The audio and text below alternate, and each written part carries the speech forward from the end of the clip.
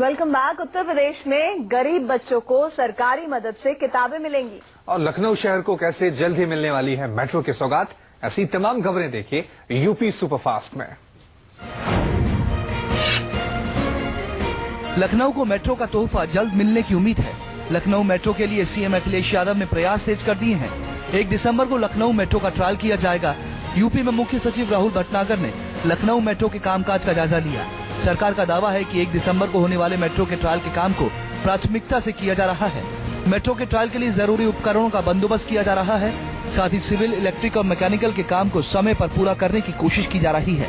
UP के मुख्य सचिव ने मंगलवार को लखनऊ मेट्रो रेल कॉर्पोरेशन के प्रधान सलाहकार डॉक्टर ई श्रीधरन से मुलाकात की। उन्होंने लखनऊ के अलावा राज्य के दूसरे शहरों में भी मेट्रो के संचालन के काम को प्राथमिकता देने की बात कही। कानपुर शहर के लोगों को भी यातायात की बेहतर सुविधा देने के लिए मेट्रो का तोहफा दिया जाएगा। कानपुर मेट्रो का शिलान्यास 4 अक्टूबर को होगा।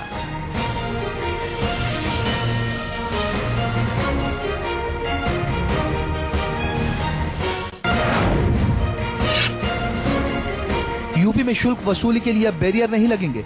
सीएम अखिलेश यादव ने इसके लिए सख्त निर्देश दिए हैं। जनता की परेशानियों को देखते हुए यह फैसला लिया गया। सीएम के आदेश जारी होने के बाद अधिकारियों ने इसकी व्यवस्था शुरू कर दी है। सभी जिलों के अधिकारियों को ये कड़े निर्देश दिए गए हैं कि जिला पंचायतों की ओर से किसी भी तरह के शुल्क, राजस्व, रॉयल्टी की वसूली के लिए कहीं कोई बैरियर न लगाया जाए। इस आदेश का सख्ती से पालन किया जाएगा।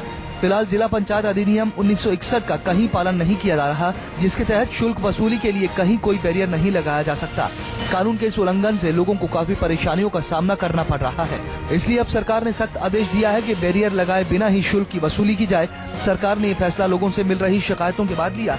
इस फैसले को न मानने वालों के खिलाफ सख्त कार्रवाई की जाएगी।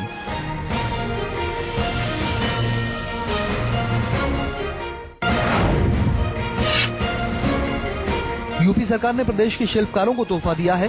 सरकार ने शिल्पकारों की पेंशन बढ़ाने का फैसला लिया है। शिल्पकारों की पेंशन दोगुनी की जाएगी। अब विशिष्ट शिल्पकारों की पेंशन 1000 से बढ़ाकर 2000 रुपए हर महीने करने का फैसला लिया गया है। हस्तशिल्पियों ने अपनी कला से प्रदेश को अंतर्राष्ट्रीय स्तर पर एक अलग पहचान दिलाई है। प्रतिकूल परिवेश में काम करने की वजह से शिल्पकारों की शारीरिक क्षमता और स्वास्थ्य दूसरे कामगारों की तुलना में ज्यादा प्रभावित होता है, इसलिए उनके काम करने की क्षमता में कमी आती है। इसी को ध्यान में रखते हुए 50 साल से ज्यादा उम्र के शिल्पकारों जो भारत सरकार के शिल्प गुरु के रूप में चुने गए हैं, उनकी पेंशन हर महीने 1000 से बढ़ाकर 2000 रुपए कर दी गई है। कैबिनेट मीटिंग में शिल्पकारों के लिए एक और बड़ा फैसला लिया गया। मीटिंग में मुख्यमंत्री ने हस्तशिल्प विपणन प्रोत्साहन योजना के तहत शिल्पकारों को 1 साल में 1 बार के स्थान पर 2 बार मेलों और प्रदर्शनी में प्रतिभाग करने की सुविधा उपलब्ध कराने का निर्णय लिया है। 2013 के आदेश के तहत फिलहाल मेलों में भाग लेने के लिए सरकार की ओर से शिल्पकारों को खर्चे के तौर पर 10,000 रुपए देने की व्यवस्था है। फिलहाल ये सुविधा एक शिल्पकार को एक ही बार दी जाती थी, जिसे बढ़ाकर 1 साल में 2 बार कर दिया गया है।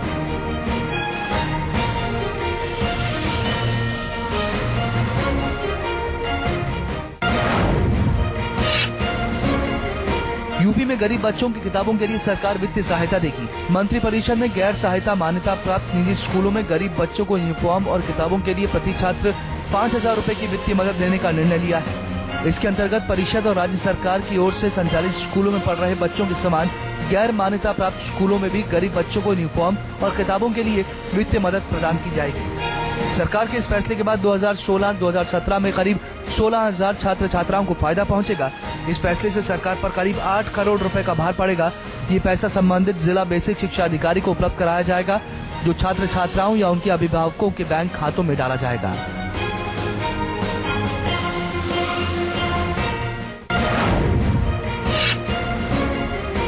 यूपी की अखिलेश सरकार ने बुंदेलखंड समेत कई जिलों के किसानों को बड़ी राहत दी है।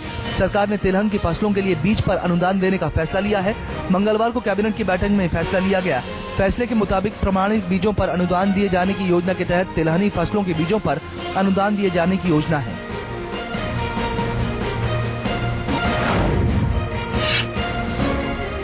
यूपी की अखिलेश सरकार ने प्रदेश के सरकारी वकीलों को भी है।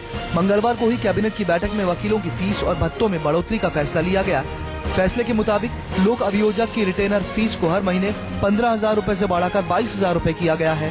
अपर लोक अभियोजक प्रथम की रिटेनर फीस को 8,000 रुपए से बढ़ाकर 12,000 रुपए प्रति माह किया गया है। अपर लोक अभियोजक द्वितीय की रिटेनर फीस को 6,000 रुपए से बढ़ाकर 9,000 रुपए प्रति माह किया गया है। बहस के लिए लोक अभियोजक की फीस को 5,000 रुपए प्रति कार्य दिवस से बढ़ाकर 7,000 रुपए, अपर लोक अभियोजक प्रथम की फीस को 3,000 रुपए से बढ़ाकर 5,000 रुपए प्रति कार्य दिवस, अपर लोक अभियोजक द्वितीय की फीस को 2,000 रुपए से बढ़ाकर 3,000 रुपए प्रति कार्य दिवस और वाद धारक की बहस के लिए फीस को 1,300 रुपए से बढ़ाकर 2,000 रुपए कर दिया गया है। और इसी के साथ ही जागो इंडिया में वक्त हुआ है एक छोटे से ब्रेक का।